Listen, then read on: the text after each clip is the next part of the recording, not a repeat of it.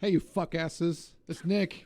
And Vinny. And it's the Power Dump Podcast. Shut the fuck up, sit down, and just listen to us, all right?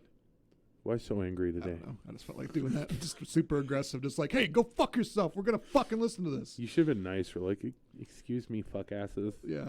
Sorry. Sorry to bust the semen sack in your mouths. Oh, But no. Remember when Spotify asked us to stop? No, yeah, they right. didn't. We are on Spotify now, though. Yes, thank fucking Christ. That's really good news. Yeah. Apple is, they are pissing me off pretty good. Yeah. It's anybody that are Apple heads out there that can possibly help us out with this, with our issue. It tells us to sign in and create an account. We've done that, and then when we sign up to do the Apple Podcast stuff, it just redirects us back to like, hey, this is how you like sign up. Verify your account. Yeah, verify your account. It will not verify. We even added a funding source Yes. that Nick stole. Yep. Yep. And the funny thing is, like, when it's asking us to redo that again, we're already fucking signed in. Yeah. I don't understand it. Yep. I guess if we're missing something, we're just that dumb with Apple, but I feel like we're doing everything right. And it's still just kind of like back a revolving door of just like right back to the same thing. It doesn't make sense to me that I can get us on Podbean, YouTube, Spotify. Why couldn't I do it? You know, if it's me, why can't I figure out Apple? Mm. So it could be me. Yeah, it could be. I own nothing but Apple products, and you think it would be easy for me to sign in on one of my Apple products and get us like going, but it's just not. It's just pain in the dick. It makes me want to punch myself in the face. It's a struggle. Kind of did. It made me cry inside. Yeah. I don't know how to cry. I guess I can cry outside. You can cry. You can cry whenever you want, man. It's a little of both. I think inside and outside at the same time. Yeah. So I hope you guys liked the last podcast with Jesse and us and stuff. Sorry about the audio. It was a little muffly and at times and everything, but that was an on-the-fly kind of adjust as we go. Yeah, Superfly, and pretty much like now. I mean, yeah. We've got a couple of things we can talk about and stuff, but we usually just kind of shoot the shit and hope that the 5 or 6 listeners that are listening right now enjoy it. And I've heard we still are hearing good things. We're here for both of you. Yeah. Yeah. We're going to take off though. I feel it. Yeah. This is, I mean, we're internet gold here, Nick. Yep. No, I hope we do. And you know what? Even if we don't, I'll keep doing it until it's just not fun anymore because I'm having a lot of fun doing this. Yep. So. The studio is so close to being done, man. I got everything built. I just have to clean up, paint everything, and then I can start assembling the tables, desks, getting all the interfacing stuff routed, and so yeah, a couple weeks. Then even with I don't know, things are starting to finally come into fruition though too, because like my tattoo shop that I currently work at, we're heading into a new shop like location, bigger one. We're outgrowing the spot. We've got things all over the place and too many carbs. Yeah. We're getting bloated, guys. Sorry. But yeah, man. So I think, it's gonna be a new shop for me and work setting, and then we'll be in our actual studio space. So I don't even work there and I'm excited to see it. Like right.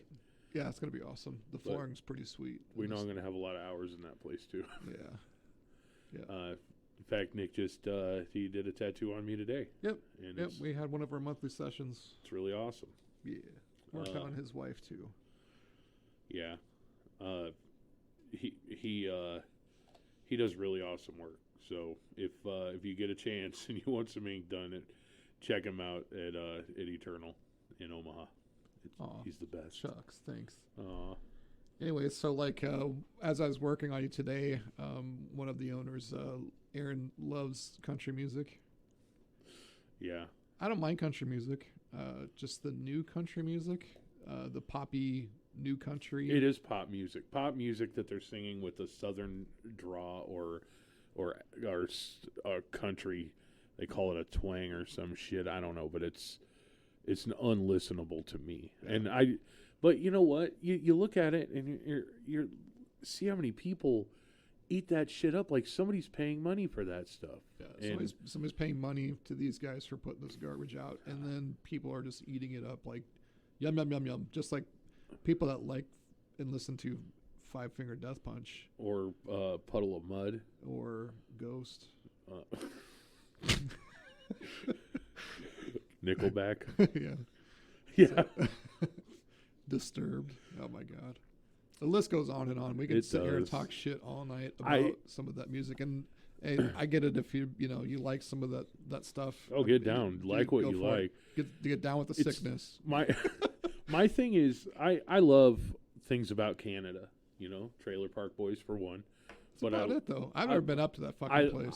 So. I want to go there so bad because I really like outdoor stuff, hunting, fishing, stuff like that. And there's just so much beautiful terrain out there and so much wildlife, and I want to check it out, and I want to see how different some of the culture is and stuff. But you guys up in Canada, yeah, I'm pointing at you.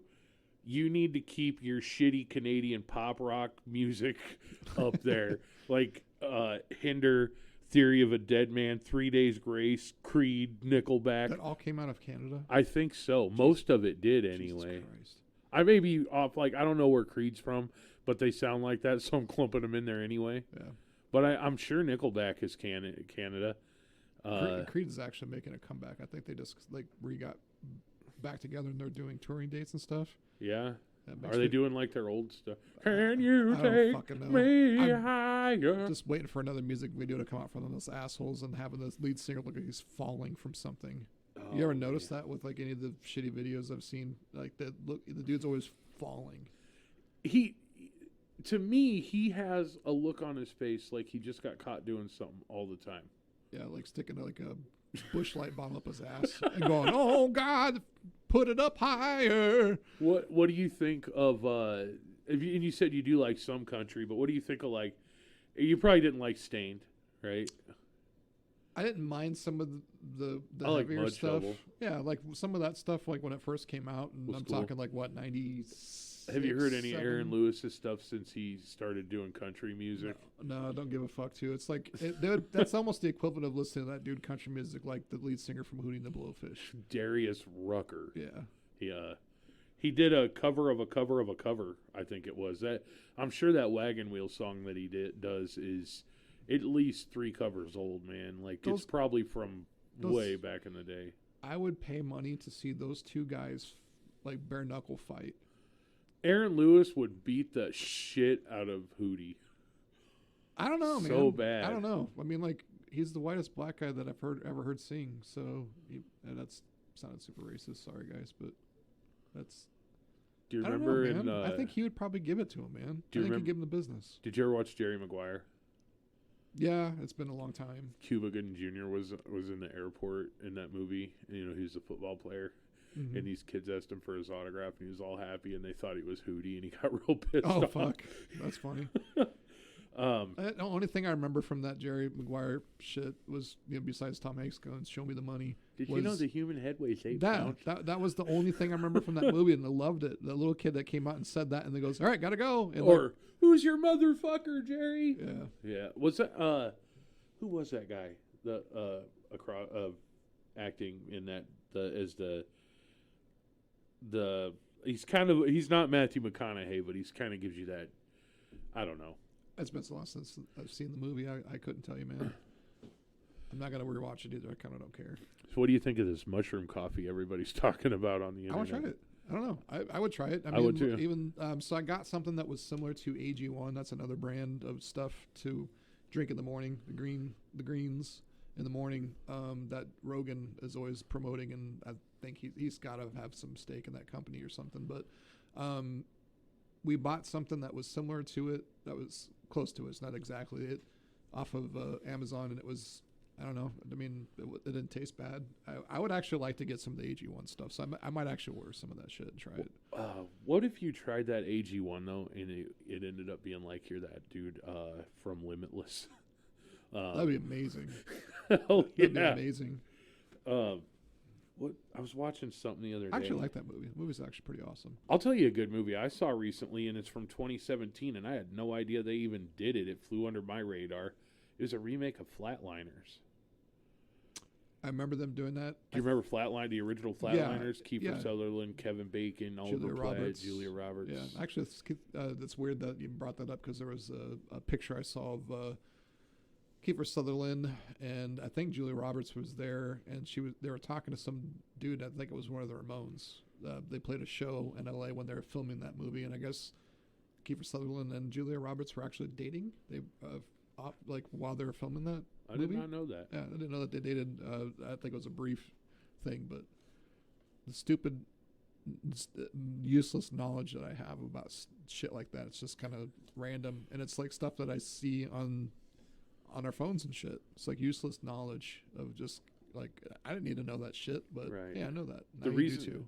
The whole reason I thought of that Limitless, or that was because I said something about Limitless, and when these guys, do you remember the premise for the original Flatliners when they were med students? And and they're taking themselves to the brink of death and seeing the other side, technically. Well, this time when they were doing it and they'd come back, they had, like, super brains and shit. Oh, really? Like, this chick just played piano and, like, it was crazy. What if you came back as one of those med students and came back dumber and you have, like, some stupid superpower, like you can squirt?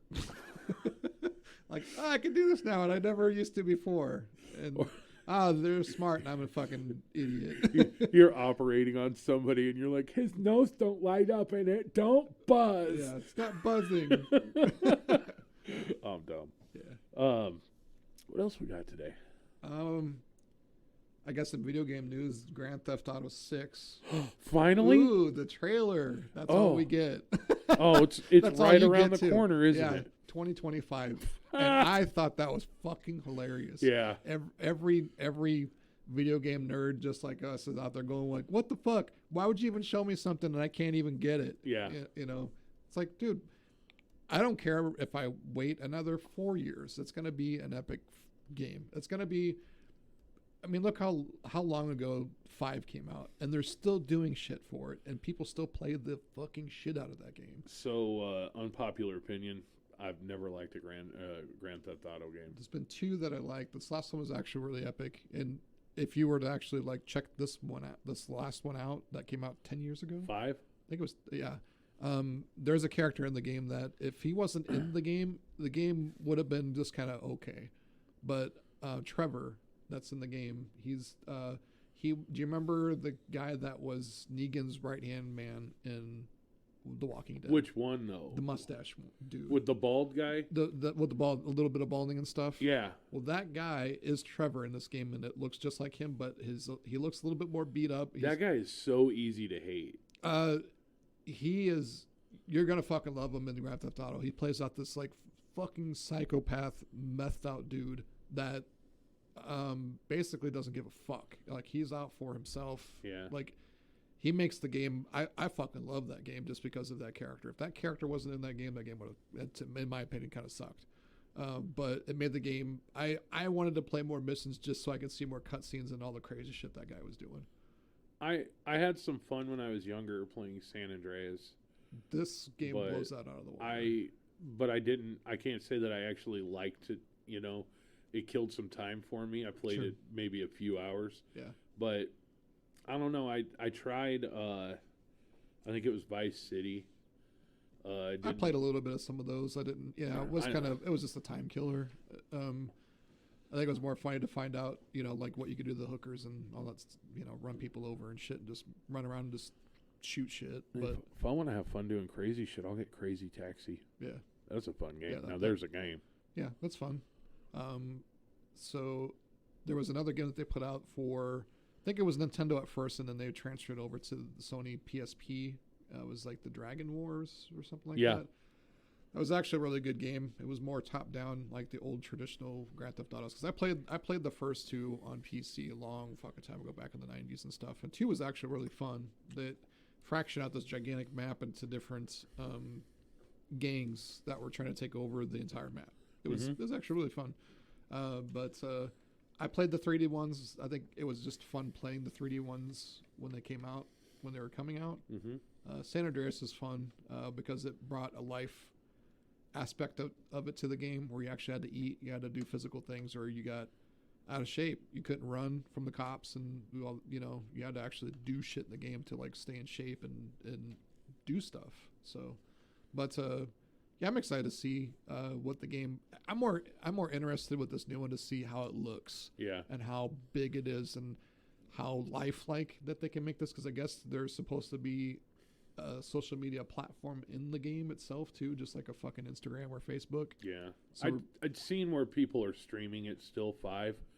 And I've even tried watching a little stream. I just can't get into it. I think if you're actually controlling and like if you got sucked into the story, which like as soon as Trevor gets introduced into it, it changes the whole game. Okay. It's Trevor, like I'm telling you, like I know the characters and stuff that you like.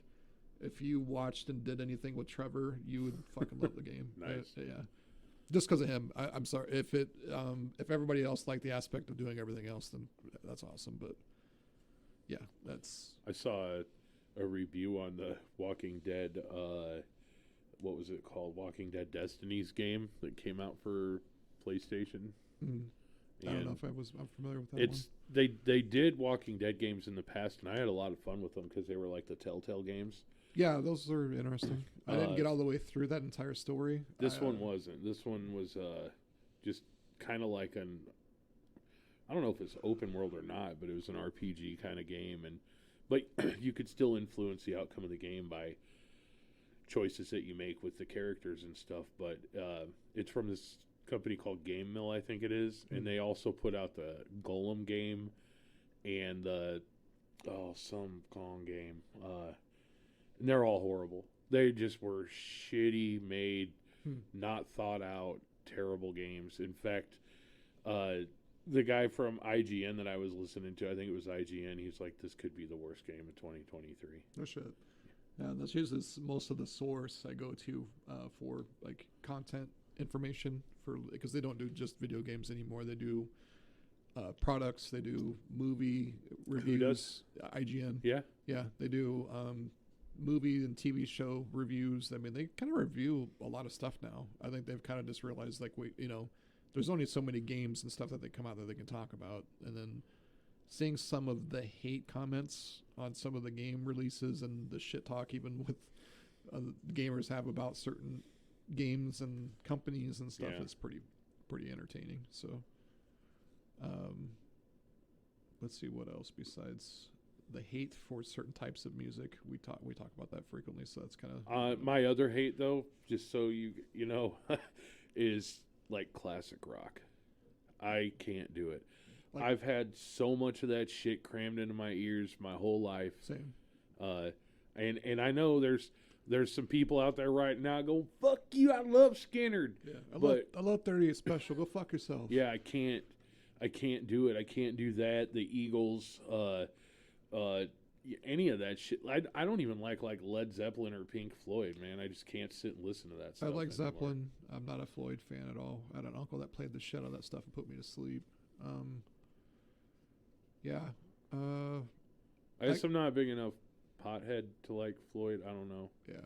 I think everybody's like, you ever listen to it on weed? No.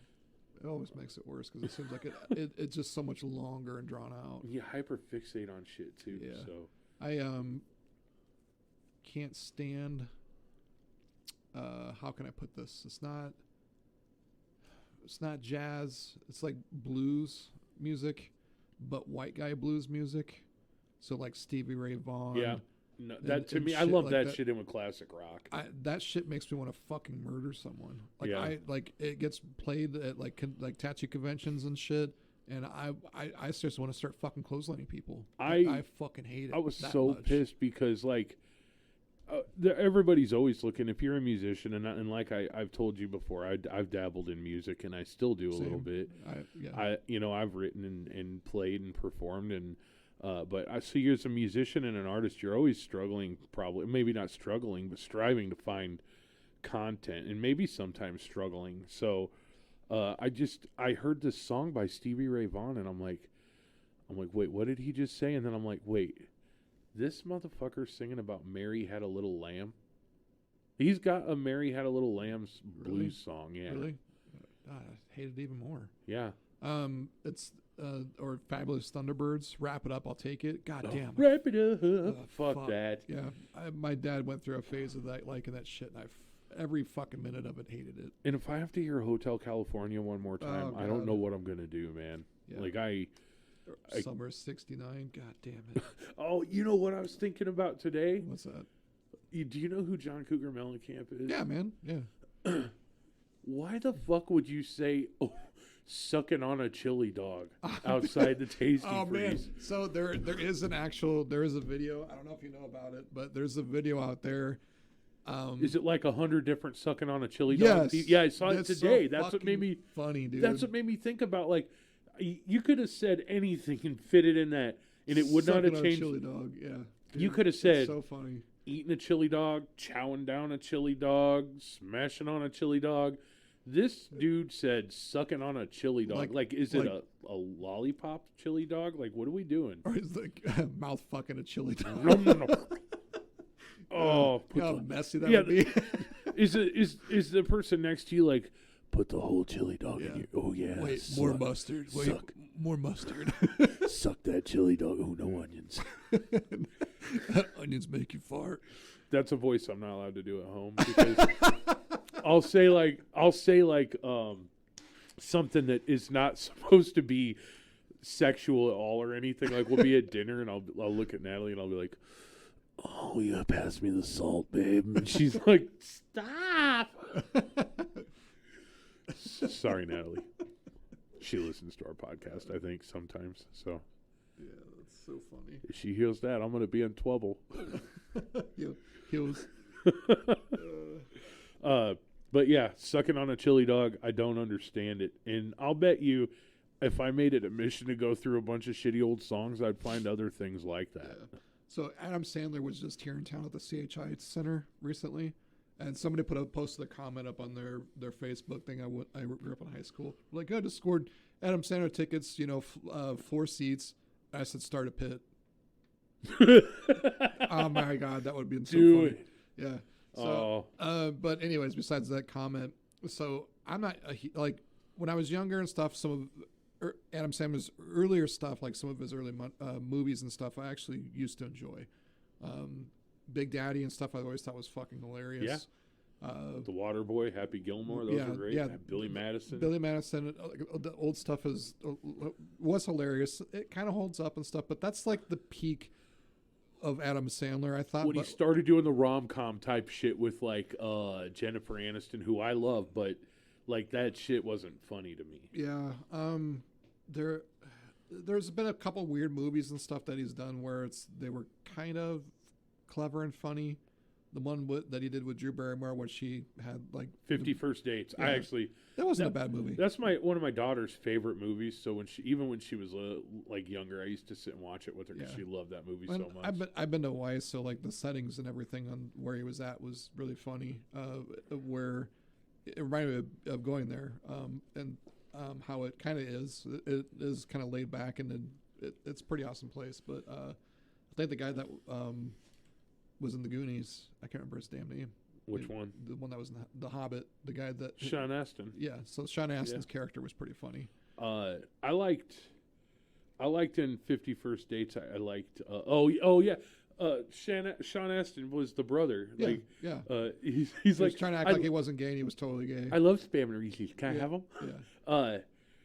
No, I liked Rob Schneider's character in that too, and he's like officiating the wedding. Yeah, and man. It's kind of sad to see the Rob Schneider doing a little less these days, because I always thought like some of his early movies and stuff, man, he was, dude. I liked him the most out of all the group of Adam Sandler guys and stuff, and how he was able to branch off, and his kind of comedy and stuff. I always thought was clever and really, really goofy funny.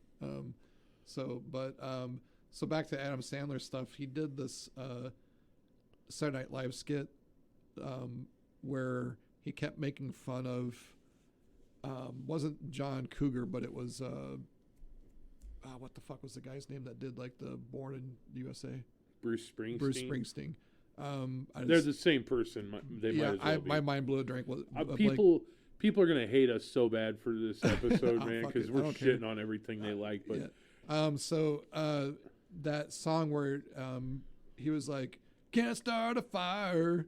Can't start a fire without a spark. And that's another thing that I hate is my ability to recall that stupid shit. Yeah, well, in the skit, it was like he was on repeat with some of the lyrics and everything, where he'd be singing and you can't understand it. He's like mouthing words like, and all of a sudden it's like, "Can't start a fire," and it would just start right back up like it was on this fucking loop. And it was like the funniest thing that a skit that Adam Sandler's done with some of that shit. And it was a time period, you know, like that when he did that skit, it probably came out around the time when that song, like maybe a few years ago, you know, it was still a big fucking song. That song, that's one thing I'm so glad, you know, with people's attention spans anymore with music and things like that. It's not like, you know, back in the 80s and 90s where we grew when up that shit stuff. stuck for 15 years. It's just, it felt like it was 15 years, but it just, music for that entire year, it didn't last just for that year. That song lingered for fucking 2 to 3 years after the fact. Where it's just when like, you think God about damn. it, though, I think that a lot of that stems from people with the internet now are putting out so much new content that artists are making albums back to back, so nothing has staying power because nothing really is important anymore. No. I thought, and I think I just read the other day that was it Thriller just hit its 30th anniversary. Yeah. God, I feel fucking old sometimes. No shit, man. Yeah, it's really weird to me to think that no way that's 30. I would say it's older than 30 because I thought I was like a little kid when Thriller came out. I was too. But in 30 years ago, I was 14, man. I'm looking it up right now, everyone. So. Not that 14 is old, but I was like, I kind of remember being like... it is older. It's 40. I don't know why the fuck I read was that. I was like read a it little was kid when that came out. I must have read that wrong. But yeah, it's Simone. It was made in 82, so it's fucking 40 years old. That's insane. That's crazy, man. And, yeah, wow. Musical Jackson did have some staying power, though. Yeah, I mean, this song, same with Prince. Both those guys, their music had very lasting stuff. Did they ever decide, like, did he touch Macaulay Culkin? I don't think so. I don't know. I mean, there was those documentaries and stuff about him, and they were like super cringy. And then, you know, of course, after, you know, fucking almost 10 years after his death, all these like parents are starting to come out going like, "Yeah, I knew what was going on." It's like, why'd you let your fucking kid go there and do that and stuff? Because this wasn't at the sue happy time of, you know, that time period and stuff. Nobody wasn't suing each other or like getting payoffs and stuff. You know, that shit wasn't happening. So I'm gonna get famous, and Lifetime's gonna make a movie. Yeah, I said Lifetime's gonna make a book. Yeah, so yeah, I don't even want to talk about that shit. That's fuck that shit. But anyways, so I have a good story here. So my buddy, I have a group of guys that I used to hang out and run around with and get into trouble with in high school. And so my buddy Chance had this nephew that stayed at his house. They all had this big, like older South Omaha house that had, it was like a 3-story house, but had this like huge basement. So, and there's a staircase that used to go from, you know, basement to the living room area. Living room area was like massive with this like kitchen that was way in the back, and all the bedrooms, like there was, it might have been a 4-story house. There might have been 2. There was the one level with bedrooms.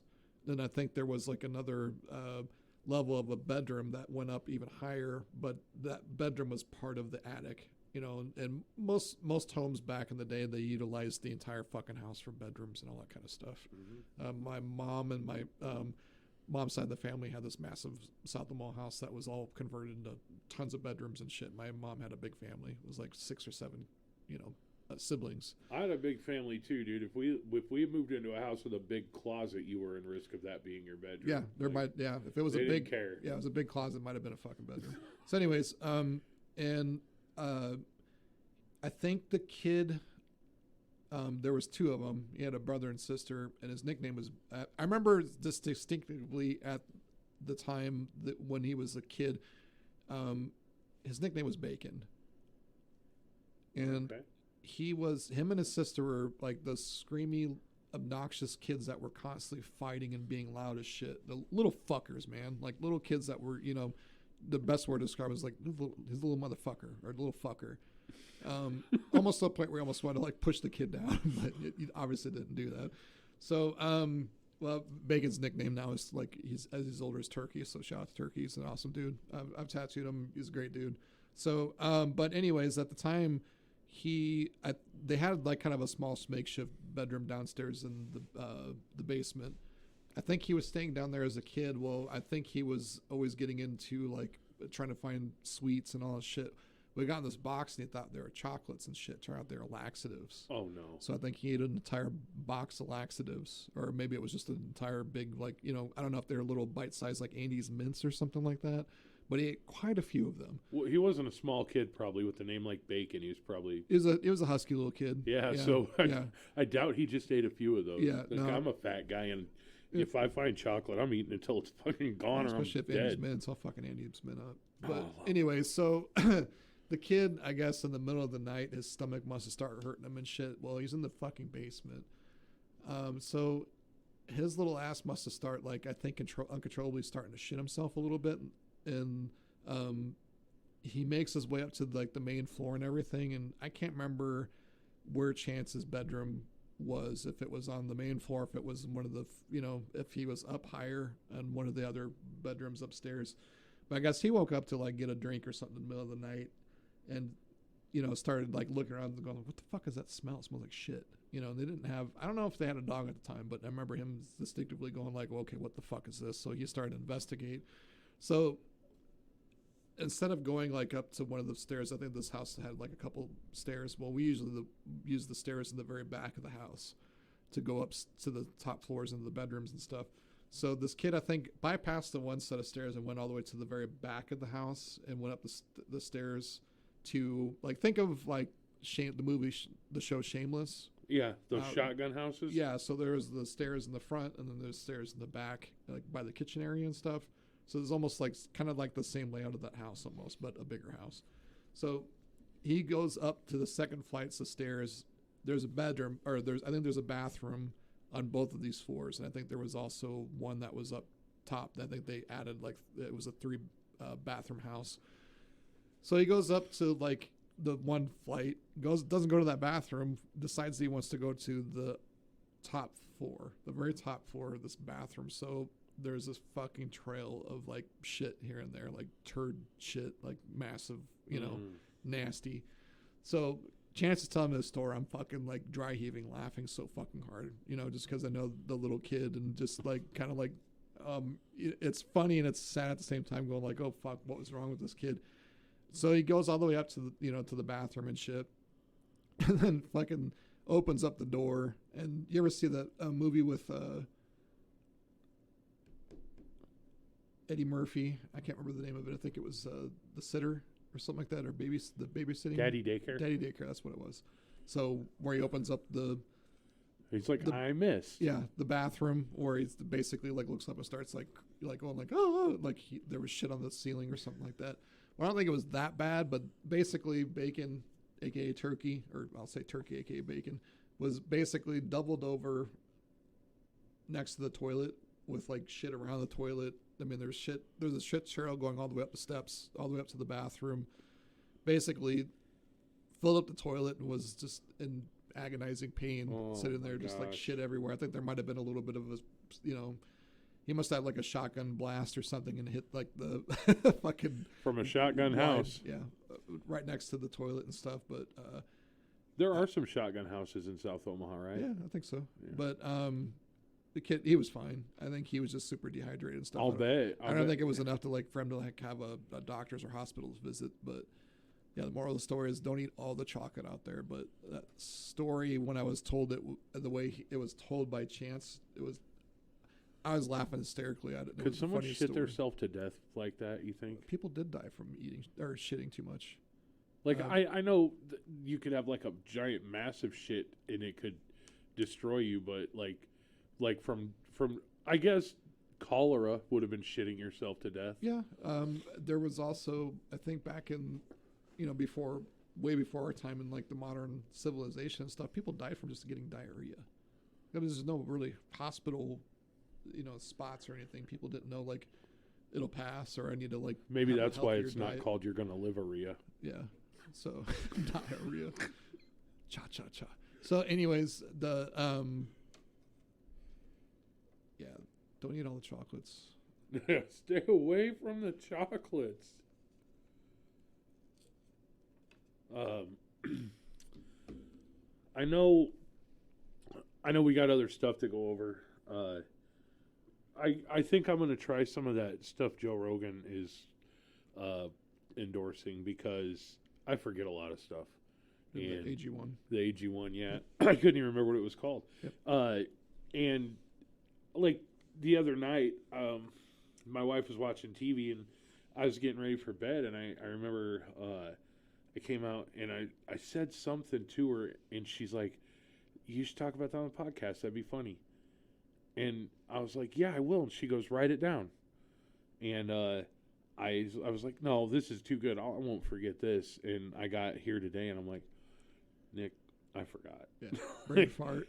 And then she didn't remember what it was either, so I don't feel as bad. But to be honest, or fair to her though, I say enough dumb shit. It has to be pretty profound for anything to really stick, because I think she tries to filter out a lot of what I say.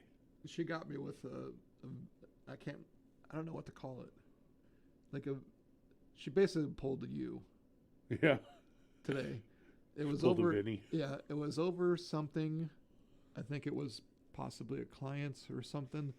But basically, she was just like, "Oh, you don't want to make, how can I put it, macaroni? Like, you don't want to make craft noises." And I know what she was talking about. And I was just like, I didn't know what to say. I just went, "You got to be fucking kidding me!" And she's like, "What?" Like, she thought she offended me or something. I was just like, that. I would expect that out of your husband, not out of you. She's like, "Oh," like kind of like sorry to disappoint kind of reaction. But and I was just like, "No, that's fucking funny." That's like, I don't even have a reaction to it because it's that fucking funny. Like, I was so taken out of context and like was like, "Holy shit, Natalie, that was good." Remember when I was stirring the macaroni and cheese and videoed it and sent it to you? I was like, "Listen to this." That's probably why she said that. Yeah. She's like, "You don't want to do that?" And I was like, "Oh my fucking god, Natalie!" Like, it's so funny. I can't even laugh right now. She's pretty reserved around people, but she's fucking hilarious, man. That was fucking funny. She's really quick witted. Yeah. Too. Like, I'm quick witted in random moments and stuff where it catches people off guard, and everybody at the shop calls them nisms. I got the best nisms, I guess. So like a mid-nism with me is if a song's playing in the background, I find a way to make fun of it. Yeah. So it's usually talking about like sniffing glue or tripping on my gigantic penis. Putting things in your butt. Yeah, it's not that big, guys. But it's really funny to sing about it though. So mine touches the floor. But I have to be laying on my stomach. Don't call them cock ups for no reason. But yeah, I make fun of a lot of stuff, and I know most people probably think I'm an over-opinionated asshole for it. Like my boss, he's like, he loves yacht rock, you know, yeah. And we were, and that song came on today and got stuck in my head. Yeah. That fucking Hall & Oates shit. Yeah, we were listening to one of the we weren't listening to it actively and by choice.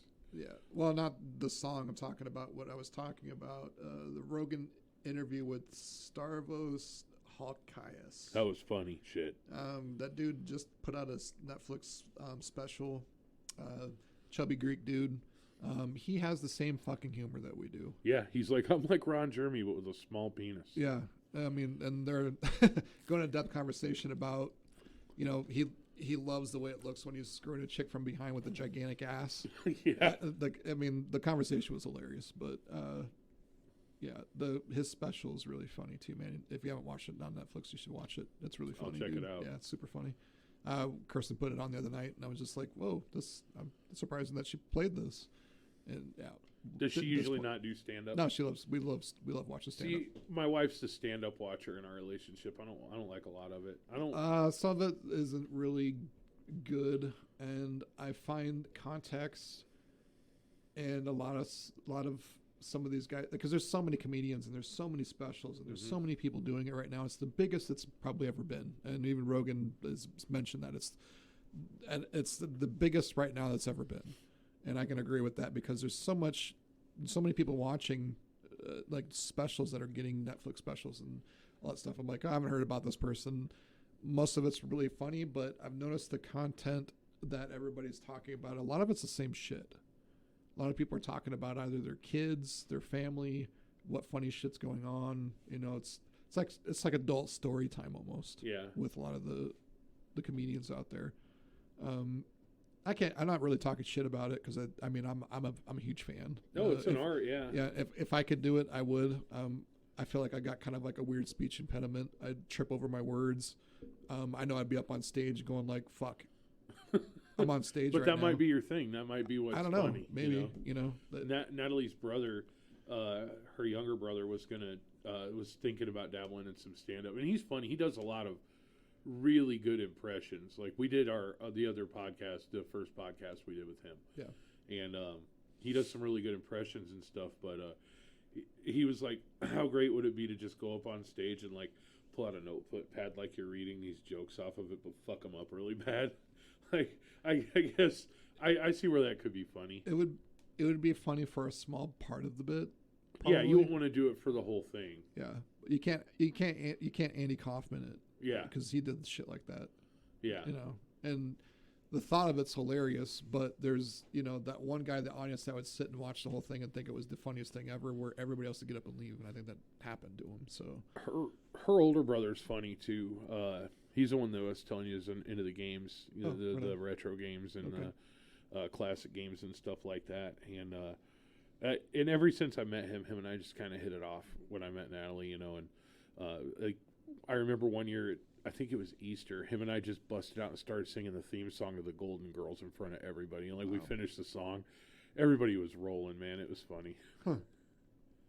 I've been seeing a lot of content with there was a weird surge a few years back of like everybody loved the fucking Golden Girls. Yeah, there was. My wife and stepkids started watching it, so I was like, submitted to watching a lot of Golden Girls episodes, and it was clever. It was interesting to go back and watch some of that stuff.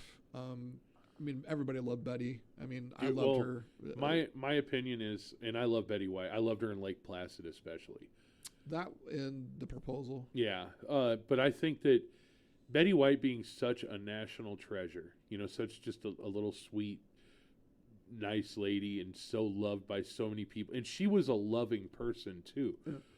And funny, man. She was quick. Yeah. But I think that the growing popularity in the recent years of the Golden Girls, I think a lot of that had to do with like it was almost like a meme. Everybody was like, how long is Betty White going to make it? And there were all these fake, the fake news stuff where they say celebrities died on Facebook, but they didn't. Yeah. I think a lot of people were like, yeah, let's watch all this Betty White stuff now because, she's not going to be here. And sure enough, she's gone. And she was a gift. I really think she was. She brought so much happiness into and I know it sounds corny as shit, man, but she brought a lot of happiness to millions of people with everything she did in her life. But the little thing was probably Golden Girls, making people laugh every week. But and that's huge right there. But she did a lot. Yeah, kind of makes you wonder with the longevity of her acting and what she did for how long she did it. If she was just like, fuck, I don't want to do this anymore. Or she's kind of like, I ain't got nothing else to do. I'm going to just kind of fucking keep doing it. I think she strikes me as the kind of person that would have been like, I think she probably got up and loved what she did every day or she wouldn't have done it. Imagine the one time that somebody caught her, like say if you were like on set or something, or like going to her dressing room and you caught her that one time. Don't worry, it's not going to be a sexual thing, guys. Caught her on a fucking day where she just wasn't having it. Just full rage mode. I'm just like, motherfucker, and just like swinging at people and shit. Like just Betty off her rocker. I would have paid to see that. Yeah, just her just mean and shit. Imagine her fucking having like a Ultimate Warrior fucking freak out moment where she's like fucking shaking and shit and fucking just like, I haven't had coffee enough for this bullshit. Just swinging at fuckers. The fucking door flies off her dressing room. Yeah, she's just fucking chucking shit at people and stuff. Man, that would have been like, you wouldn't like me when I'm angry. that somebody gave her a Snickers. I can't believe she did a Was commercial. it? There was a commercial. Yeah. Yep. Yeah. God damn it. Joe Pesci did one too.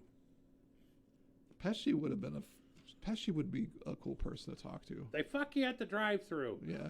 Pesci would be a cool person to talk to, man. Because, I mean, he's done so many different types of movies and shit. Not just the gangster stuff, but I mean. He went from a Home Alone to the bad guy in that to Casino. Yeah. You know, and Casino that's one of my favorite movies. Have you seen it? Yeah, yeah. De Niro That's and probably one of the best. I mean, there's been a lot of Pesci movies I liked and everything, but that's got to be like one of the tops, man. when he stabbed that dude in the neck with the pen, pen. killed him in that bar, I'm like, holy shit. You've never seen anything man. like it at that No. point. That was the first movie that pulls some shit like that, and you're just like, what the fuck? And then- Pesci's a fucker in this, man. That movie, I don't know what it was because I've seen some shit on movies, man. But when Yeah. they beat that dude to death in the cornfield with the baseball bats, and then took it to that him. was hard to watch. Yeah, it That was hard to Well, he watch. didn't want it to happen to him. No, you didn't. Yeah. It's kind of like in the Knockaround Gang, with Vin Diesel. Did you see that? I don't think I did. Well, it was pretty good. It was a gangster kind of movie, but Seth Green was in it, and Seth Green's usually it is what it is. I like the Robot Chicken stuff, and I liked Idle Oh, man, Hands I love and that stuff. shit. And I found out the reason why he stopped doing the Robot Chicken stuff is somebody stole his toys. Really? The main ones that he used for the movies or for the TV show and stuff, the articulation with the different heads and everything, somebody stole the shit. Shitty. Yeah. Well, and Knockaround guys, it's like he's this character, and you want him to pull his shit together, and he's so close, And then as he's trying to be a better person, he gets offed. And the bad thing is, it's one of those that you could see it coming. You know they're gonna kill him. Yeah. And you don't want to see it. And it was hard to watch them shoot him in that. Like, no, most of the time I see somebody get shot in a movie, it's like whatever. But there sometimes like it's hard to watch certain people. There was a movie that he did that was a '90s movie. It was some rollerblading movie. It was Airborne. Was it Airborne? It was Airborne. I can't remember the guy that played the main character, but his name was Pete Mitchell in the show. His like sidekick role in that movie was funny. Pete Mitchell was Top Gun. This kid's name was Mitchell Goosen. Okay. I don't know how I remember that. That's weird that you do. I just remember Seth Green was in it, and he was like the dude that was a sidekick. So was Jack Black. Yeah, he was in that. Yeah, shit he too? played Augie. God, I might have to go back and watch His name was movie. Augustus, but they called him Augie. But there was this like point where he was trying on different outfits and shit and bouncing around like an asshole and stuff, and I was just like, dude, this movie's fucking. He's funny. Wasn't the hurt girl, the Johnny Depp, what's her name, Amber Heard. Yeah, wasn't she the main chick in that show? I'll look it up real fast. But there was a scene in there where I remember being younger and watching that movie, and I was just kind of like, that was funny. And did you ever rollerblade when you were younger? I was a roller skater. I was never a rollerblader. I couldn't roller skate. I was that kid that wanted to buy the fingerless gloves at the skating rink. Yeah. That was everybody was just like, oh fuck, here he comes, and I couldn't fucking roller skate to save my life. You wouldn't know this by looking at me now, but I was really good at I worked at a skating rink for a while in high school as a floor guard. Yeah. Oh shit. So you know what kid I was then. You're the one that you're just kind of like, oh, this fucking kid shouldn't be on roller skates at all right now. And I had hard falls too, where it was like I ate shit and like my, for probably a 5-6-year-old kid, where just kind of like my hip hurts. It's like I ate shit. So what was that movie called again? Airborne. But I like the mom in that show. Can I make you boys some Kool-Aid? Yeah. So Airborne. Let's see. Shane McDormand. Did he play? Was it Mitchell Goosen? Was that the right name? Yep. You were right about the fucking name, dude. Wiley was Seth Green's character. Yeah, Wiley. Jack Black was Augie. Brittany Powell was Nikki. You know what? I got her mixed up. I was watching. It was like Never Back Down or something came on, and Amber Heard was in that. Yep. I stopped watching it because I saw her. That looks like the only blonde chick, Brittany Powell. Yeah. That was Nikki. Oh yeah, that was her. Okay. It's interesting that that chick was in it. She always plays a raunchy, like, go fuck yourself, I'm on my period kind of chick. But Yeah. it's Elena Ubach. Airborne was actually a phenomenal movie, man. I loved that movie. I watched a lot when I was a kid. Maybe that's why I remember so much of it. I gotcha. Yeah, one of the other movies as a kid growing up that I liked quite a bit was, for some weird reason, it always stuck with me, but I always liked Dennis the Menace. Yeah. The one from the 90s and Yeah. everything. Walter Matthau was in it, right? I'll look Played that one up Mr. real Wilson? fast. I think that was his name. The dude from Grumpy Old Men? Yes. Yeah, that's Yeah, it was Walter from Matthau. 93. I don't know what it is, but like that's just kind of a classic. Like, they can't reproduce that movie. They've No. tried, and like that cast and everybody that they've got for that movie. I mean, Christopher Lloyd was the fucking. Wow, that's embarrassing. Christopher Lloyd was the bad guy. Remind me, and I'll try and edit that out. That's all right. But Natasha Lyonne was Polly in that. Leah Thompson from fucking Back to the Future. She was the mom. I liked Little Giants too. Did you see that? It was kind of funny. I think my younger brother Jesse, he liked that movie when he was younger. And My sister watched Angels in the Outfield like over and over. really, Yeah. It's God's thumbnail. They saw the moon. that's funny. But yeah, they've done other like other Dennis the Menaces, but that was like the best one. Yeah, Walter Matthau. R.I.P. He died in 2000. And I usually don't like remakes of old stuff. You know, like I didn't care for the Flintstones movie, but I didn't care for the Flintstones cartoon. So I didn't like maybe that shit that's why. either. And also their vitamins. You know, you ate too many of them, you felt like shit. 10 million strong and growing. Oh my god. What else? Like the Honeymooners, they redid that, but to me, that's the Flintstones. I didn't care for that either. Yeah, but it shows that's Mason Gamble, the guy that played Dennis from '93. He's a marine biologist. That's interesting. And he went on to do other things too. He did Spy Hard, Gattaca, Rushmore. Looks like he kind of stopped in 2011 is when he stopped acting. But Yeah.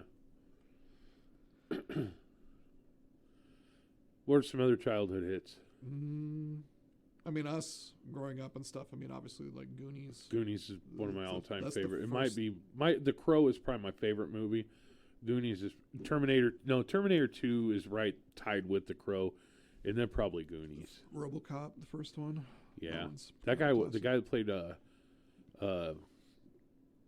what was his name in RoboCop? Paul something.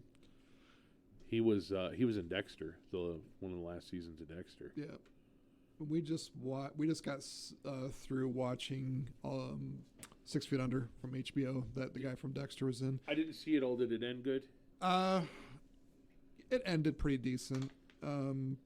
It felt like they were on this weird trend with Michael Hall's brother in the TV show that they kept trying to like find ways to kill him off, and they finally did. Just kind of like they could have done this last season, but I guess it would have changed things a little bit. And don't bitch at us about spoiler alerts because that's an old show. Yeah. If you haven't watched that shit, just get on it, whatever.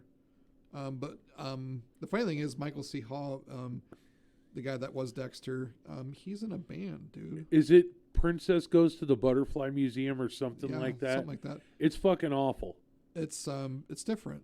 I know you probably like looking at it going like, what the fuck, this shit sucks, but it's like this kind of almost 80s synth band that he's like singing in and everything. It's not the worst thing I've heard. I'd rather listen to that than listen to Fabulous Thunderbirds or I'd rather listen to that than Corey Feldman. Yeah.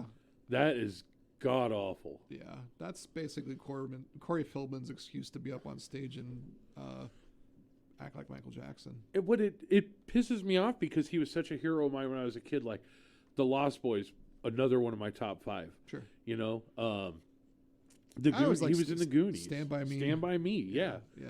With that River Lord Phoenix. ass. That was sad, man. God, that was sad. Yeah. Like he He was a talented kid, man. Everybody in that show did well, though. Like Will Wheaton from Star Trek Yeah.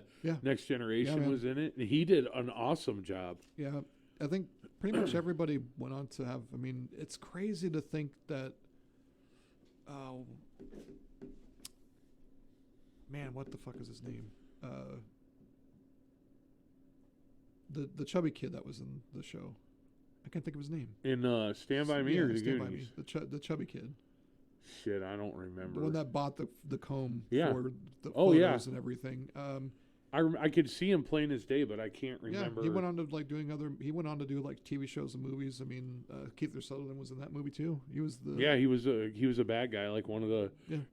the 50s greaser style gangster Yeah. gang did a good banger. job of making it want him to basically like get in a car wreck or like trip and fall on his, It had pocket that. knife. It had that Stephen King Sometimes They Come Back vibe. It did. It did. If that dude and like his gang of buddies like died in a car wreck or something, they would have came back as Yeah, a bunch of ghosts or something. That was in a good Stephen movie, King too. movie. Yeah.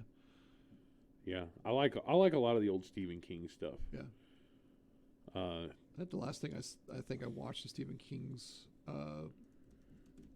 one of his books that like it was a short story that went on to a movie or something was I can't remember what the fuck it's called, but this chick was like hooking up with her husband or whatever, and he tied her up, and then the dude fucking like had a Viagra or something, and then he fucking died, Oh and shit. she was tied up.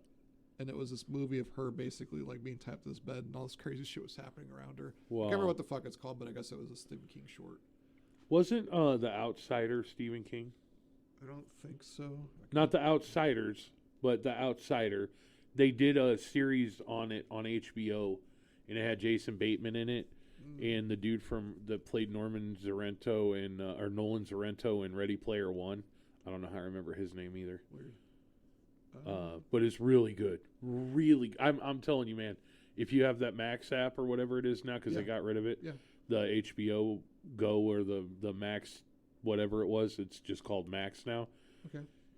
Do yourself a favor and check that show out. It's called The Outsider. Well, I know they list a bunch of his movies and stuff as stuff that he didn't actually do the movies, but he wrote a lot of the stories and everything. But I was starting to notice a trend with some of this stuff that they're starting to go back and like redo the movies. So like Pet Sematary, did you like the remake of that? It was not as bad as I thought. It was good. It was good. It wasn't terrible. I don't know. It wasn't awesome, but it was good. So I was entertained by it. So I grew up with my mother being a huge Stephen King person. Yeah.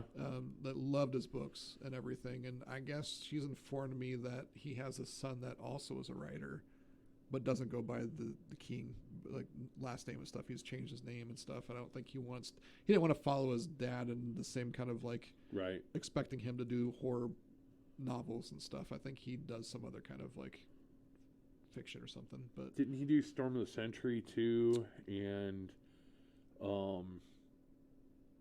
Sometimes They Come Back. well, It, of course. yeah. So Cujo. there's a massive amounts of like movies and stuff that he's credited with certain things, like what we were talking about the other day, the Tom Hanks movie, The Green Mile. I think he had something to do with that. Yeah. Was Silver Bullet a Stephen King? Going down the list to see some of the older. So Sometimes They Come Back was his. He had something to do with Shawshank Redemption as well. Tommy Knockers. Tommy Knockers is definitely Sleepwalkers. I think that Yeah. was. That was weird, man. Yeah. One with the cats. Yeah. Graveyard Shift, Misery. He had something to do with The Running Man. I know he had a short in Tales from the Dark Side. Creepshow movies were obviously all him. He actually had something to do with Stand By Me. He was in Creepshow. Yes, he was. Maximum Overdrive was the story. Okay. Was his name in Creepshow Jordy Verrill? He was the guy that was dirt in the Moss Man. They found the meteor. Yeah, they found the meteor. Because the only reason I remember that is because when he touched it, he touched it and it burned him, and he goes, "Jordy Verrill, you lunkhead." Yep. I don't know how I remember that either. Yeah. So Cat's Eye, that was a great movie. I actually showed Kirsten that not too long ago, and she had no idea about it. So they did that, and the year before that they did Firestarter. So Drew Barrymore was in both those movies. Yeah. Christine, Silver Bullet, Cujo, Was Dead Zone. was the remake of Firestarter any good? I didn't see it. I didn't watch it. I think I meant to, and I just didn't get back to it. He's credited for, I mean, a ridiculous amount of movie stuff that's based off of either short stories or just movies in general. But and for everything you know about, there's probably twice that much content that you don't, right? yeah. Well, the actual last movie that I remember that was besides Doctor Sleep, which was fucking brilliant. I liked the movie a lot. A lot of people kind of threw some flack at it, but I love Doctor Sleep. It was a great movie. It was basically the follow-up to The Shining. But 1922, I think that was a straight to Netflix movie. Yeah, it was. The dude that played in the original Punisher. Didn't that take place in Thomas Nebraska? Jane. Yes. And it was basically about. I watched it. It was wonderful. Yeah, it was a great movie. Yeah. But yeah, I guess that show was pretty awesome. But my mom's gone has told me in like depth and stuff on how well like the story, reading those stories and stuff, even the shorts were really creepy. But majority of his like earlier stories had something to do revolving around aliens. Yeah. I think most of his horror stuff had a weird, low key afterthought of like it wasn't a monster; it was actually an alien that something to do with aliens and Do you stuff. think there's aliens?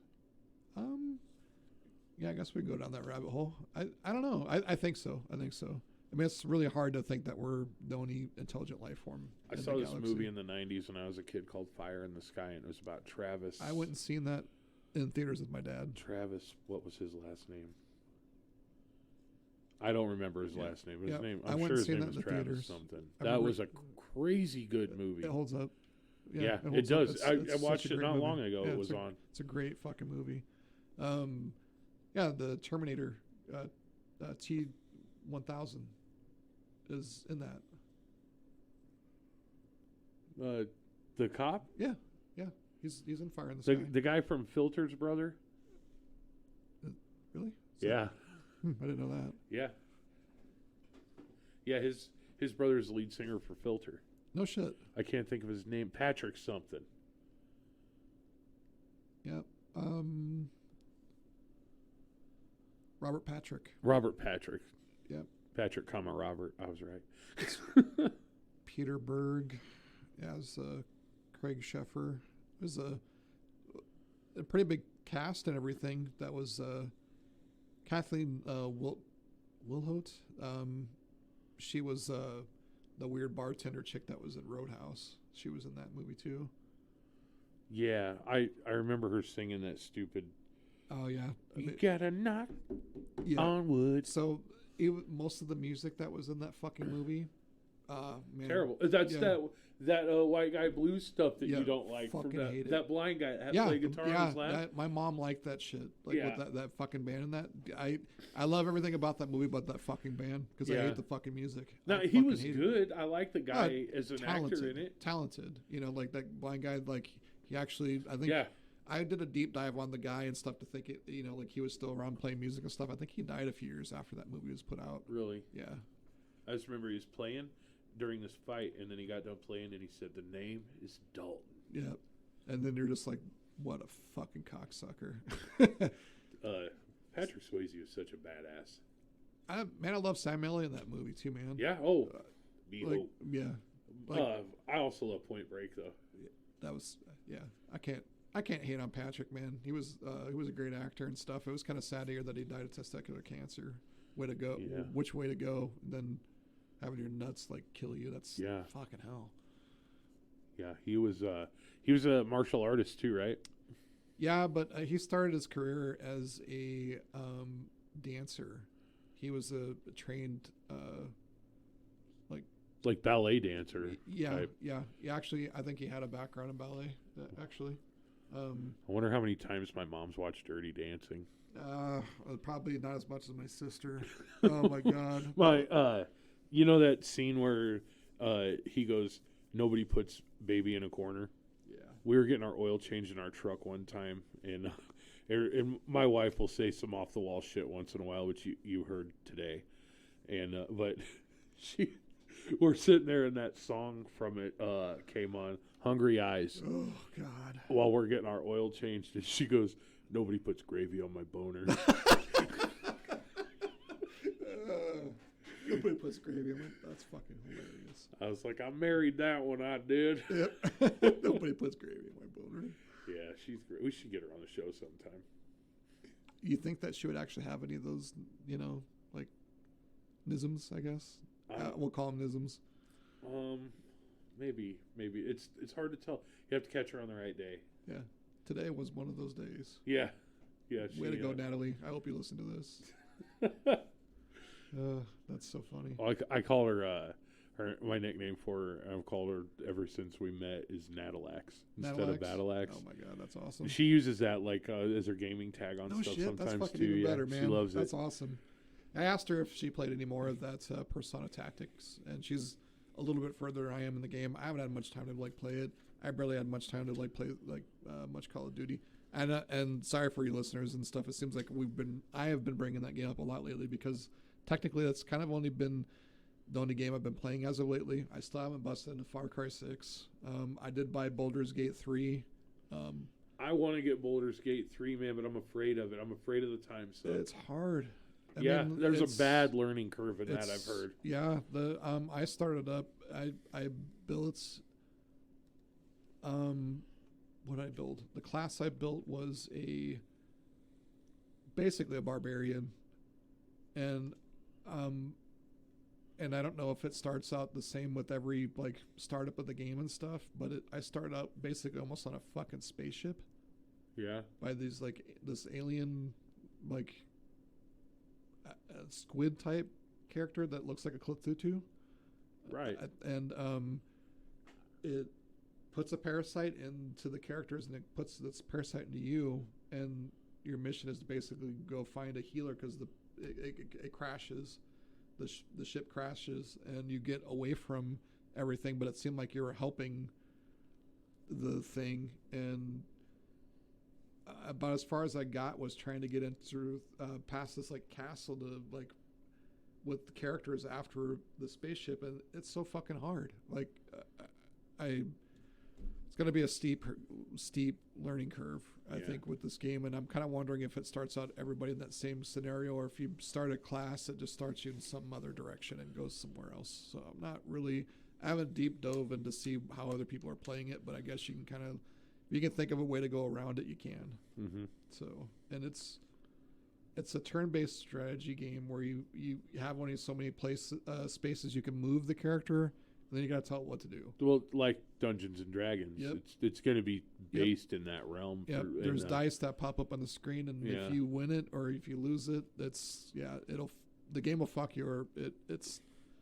I have to say it's a pretty awesome game so far, but it's kind of and I just don't have enough time to put into that shit right now. I think if I was going to do that, though, I would find some really cool people that play Dungeons and Dragons. I know that sounds like not possible, but I think I'd want to play it, just play it. I tried it before. The people I played it with, they just either they'll take it way too seriously or not serious enough. There's always that in between. Growing up with Chance and some of those guys of the story that I told earlier, which I thought would be a lot funnier. Did Bacon play D&D? No, he was too young, little fucker. But he's a big fucker now. Fucking Bacon, turkey. But we fought Rick James. Okay. Yeah, and our story and stuff with Chance and a few other people. Chance is a really good storyteller with that stuff, but I was one of the only one. I think it was 2 sit downs that we had with it, but maybe it might have been 1, but it took us a while to get the characters made and everything. Yeah. But when we sat down and start playing it and everything, we stormed this castle. We fought the kitchen staff because we found basically a way in through the basement, and that's where the kitchen was in this castle. We went up the first tower that we went through instead of trying to run around and try to find a way up into one of the towers. We just picked the first tower, and it was we got all the way to the top, and there was the boss at the top of it, and it was Rick James, not the Charlie Murphy Rick James, from. I'm Rick James, bitch. Yeah, wasn't that kind of? It was an old skit from. Do you remember the show the Wayans brothers did back in the day called In Living Color? Living Color. Yeah. Fuck yeah. So they did a skit. Fire Marshal Bill. Yeah, they did a skit where Rick James was it was tied in, cut with his story and the Misery story from the movie. Oh man, that sounds so familiar. It's super funny and everything, but when I was a teenager, we'd hang out over at these Bowser brothers' house. Their mom was a nurse, so on the weekends and stuff, she'd have to go work weekends every once in a while and stuff, and we just basically just take over the house and just party and drink. And there was a videotape where there was like a few music videos. There was this other tape where they'd put on in the background while we were drinking and hanging out and just bullshitting and talking if we were not playing GoldenEye downstairs in the basement with everyone. There was that skit from Living Color, and we just thought it was the funniest fucking thing ever. And we would mimic and like say, like most of the lines and shit from that and everything. And some of the funny shit that he said is Rick James was fucking hilarious because the chick that was tied up on the bed and everything was talking about how she loved what MC Hammer did with the song, and that put Rick James in a fit of rage and left the room and everything. But some of the shit that he said on the way out was even funnier. But he came back and all these like lights here, there's like doo doo doo doo, and he kicks open the fucking the door and stuff, and he's got a sledgehammer. He's like, "Oh, you like MC Hammer, don't you?" And she's like, "No, I hate him." And he's like, "Oh, you like him?" And that's when he breaks her feet and shit. And that was the end of the skit. But just the build up to that was so worth it. But we ended up fighting that dude at the end of the campaign. He fucking got away. Oh, we lame. didn't beat him, so like we're like thinking like, oh, we'll fight him again. He'll come back on another campaign. We never played Dungeons and Dragons again. Oh man. Yeah, we like I said, I played it a little bit. I watched a little bit of the Critical Role podcast. Okay.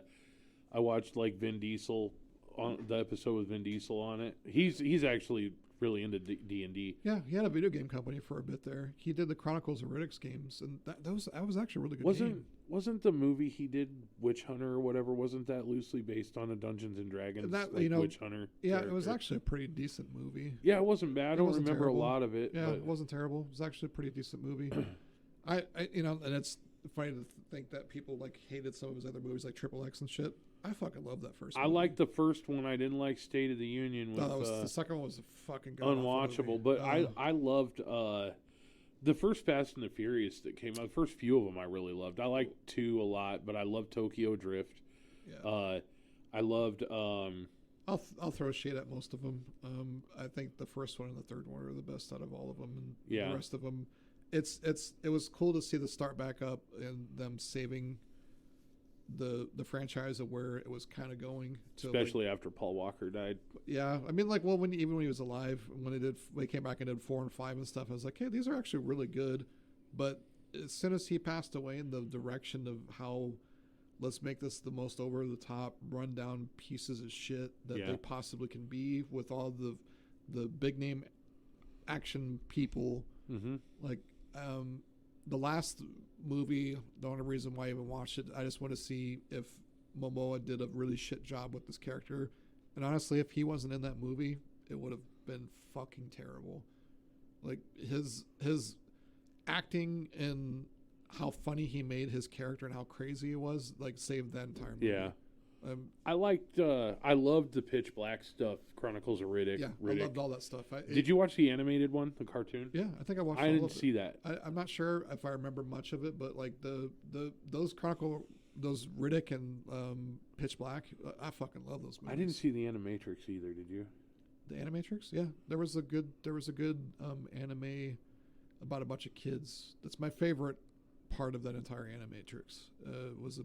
There was a glitch that kept happening in the Matrix and stuff, and the kids found it. Well, they were hanging out in this abandoned little dilapidated like hut that was kind of a house. Yeah. Well, the kids would it affected gravity and stuff, so the kids would be running around and flying across the room and stuff, and they wouldn't hit anything. And there was this little Yorkie dog that was like hanging out with them and stuff, so it had this weird Cowboy Bebop feel. Okay. And it was. The kids just having fun in this section. Well, I think like I don't know if a grown up found out about it or something, but basically a bunch of agents came and they, like, I guess fixed that spot. Yeah, they fixed the spot, and the kids were just kind of like bummed out, like they couldn't play anymore. That was like the best part of that anime. The rest of the stories were like, whatever. I'll have to check it out. I never did watch it, Yeah. and I love The Matrix. I even loved the second and third Those, Matrix. The fourth one, you can't have The Matrix without Lawrence Fishburne if he's alive. Don't do that. You need Morpheus in The I kind of Matrix. always wondered why they didn't bring him back, or if he. I'm sure it was a money thing, probably. Or if he backed out for any particular reason. That would be interesting to find out a deep dive on that, to find out exactly why he wasn't in it. Because I mean, obviously we got him in the John Wick movies. Yeah, he did a great job with that. It was cool to see those two back on film together. Remember the movie he was in called Biker Boys? Yeah. Oh my god. With Lisa Bonet. Yeah. Yeah. Yeah. Oh man. So we're at an hour and 15. Sweet. So we can wrap it up there. I know we had some funny stuff to talk about today. Did we get through everything on the list? Yeah, we did. We Nice. did. Actually, you know what? There's one thing that we didn't, and I'll write a note to see if we can bring it up next time. But we didn't talk about New Year's resolutions and this time of year with how dickheadish people are about all that stuff. Yeah. So we can talk about that the next one. The one time a year when people want to try and be a good person. Yeah. But then they get all drunk and go out and annoy the shit out of you. I don't even go out. Yeah. Do you? No. I stay in the house once in a while. We'll go hang out with some friends at their house, but yeah, we don't. We usually don't go out. Usually for because I got kids and they're like in their early 20s, late teens now.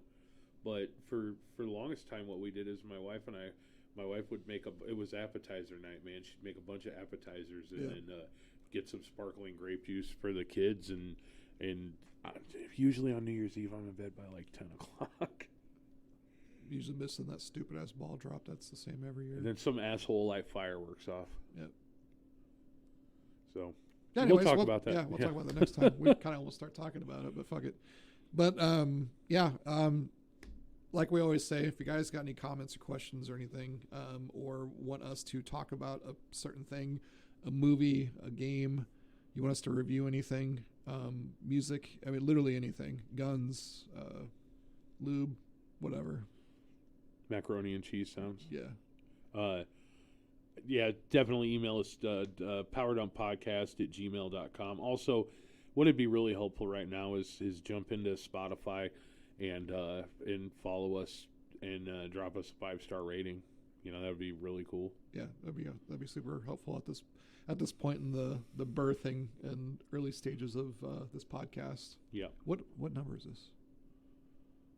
They got mixed up, so it's probably like going to be 7 or 8.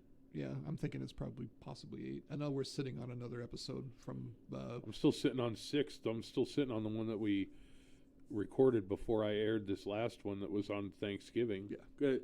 But the Thanksgiving one I was so excited to release because Jesse was really fun to have on. Yeah, we'll have him on again and stuff. Yeah. Like I said, I'm still going to reach out to my buddy Josh and stuff and have him on soon. Can you get bacon on? I'm or sure, turkey? Sorry, turkey. I'm sure we can probably get turkey in on something. It's going to be fun. And we're glad you guys are coming along for the ride. And, you know, we're only a few episodes in. It's been some work, but it's been a lot of fun. And I appreciate everybody. So I'm sure Nick does too. Yep. Everybody listening and sharing and liking and all that stuff. And just thanks for listening. I'm Vinny. I'm Nick. And you were listening to the Power Dump Podcast. Touch yourself. Yeah.